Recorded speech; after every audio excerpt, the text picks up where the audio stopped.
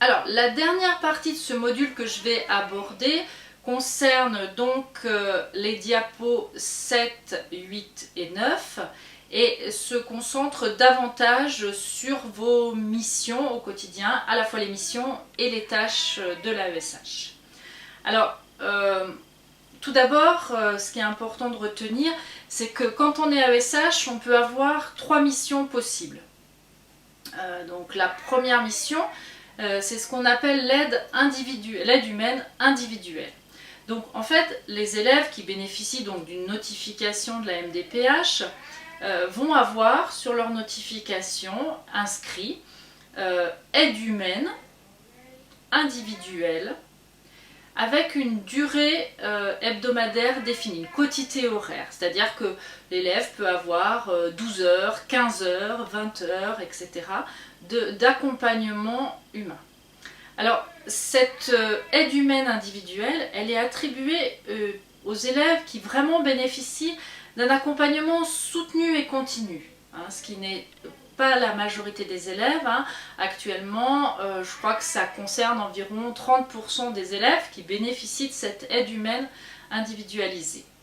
Alors, en plus de la quotité horaire, la MDPH va définir les activités principales, les domaines d'intervention, les grands domaines d'intervention de l'AESH, donc on verra plus tard en quoi ils consistent. Voilà, donc retenez bien que aide humaine individuelle signifie accompagnement soutenu et continu, ce qui veut dire que l'AESH va vraiment dédier son accompagnement uniquement à l'élève notifié, en sachant que toutefois il faut faire attention parce que quand on parle d'accompagnement individuel, on travaille aussi au sein d'une classe avec d'autres élèves et l'accompagnement individuel peut aussi passer par des interactions avec les autres élèves. Mais en tout cas, c'est l'idée de se centrer sur un seul accompagnement avec une quotité horaire.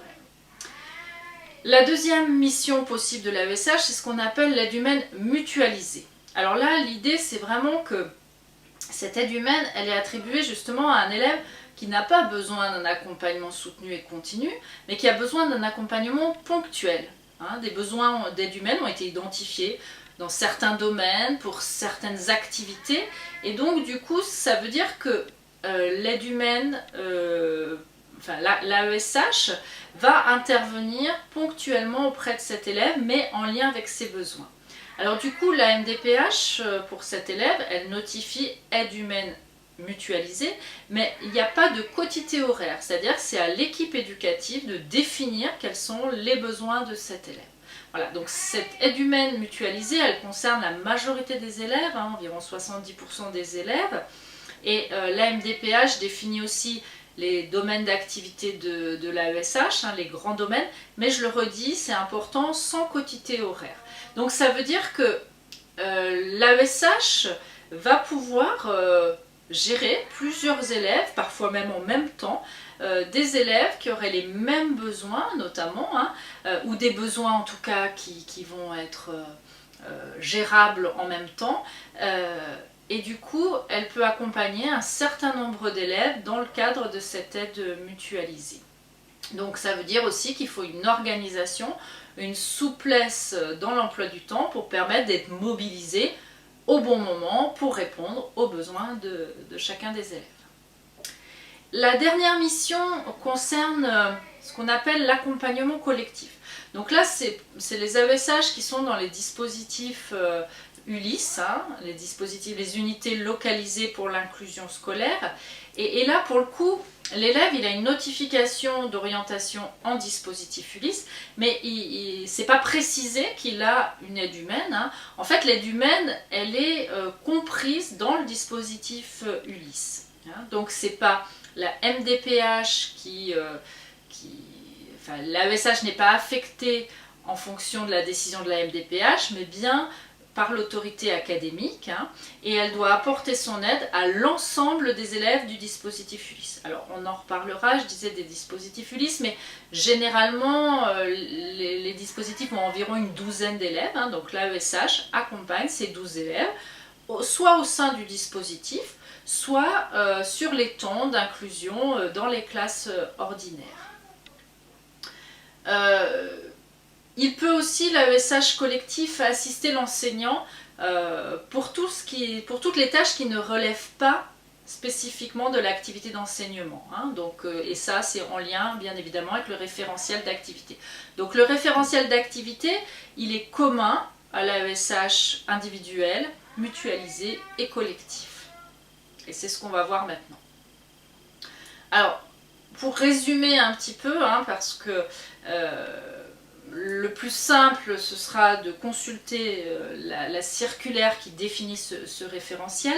Mais pour résumer un petit peu, l'idée c'est que les activités des AESH sont divisées en 3 grands domaines.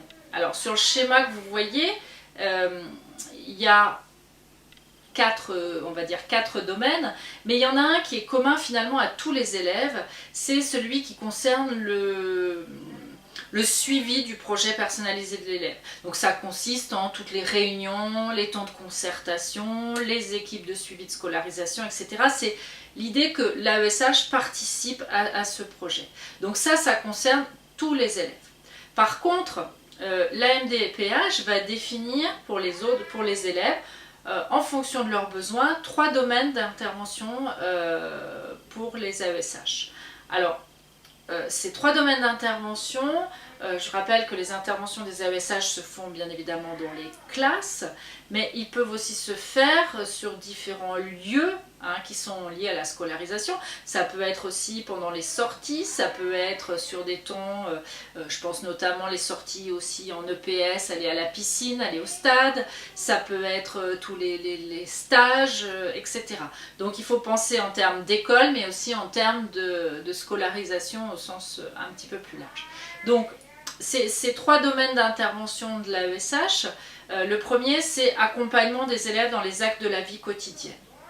Alors ça concerne effectivement tout ce qui va être installation de l'élève, aide au déplacement, ça va être aussi tout ce qui va être la question de l'hygiène et des soins consacrés aux élèves.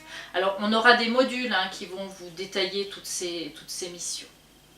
Le deuxième domaine, qui est souvent un petit peu le cœur quand même de l'accompagnement, c'est l'accompagnement des élèves dans les accès aux activités d'apprentissage. Alors là aussi, apprentissage au sens large, éducatif, culturel, sportif, artistique et même professionnel, puisque je vous rappelle que l'AESH peut aussi accompagner l'élève sur les temps de stage, les ateliers, quand il est notamment au lycée professionnel par exemple.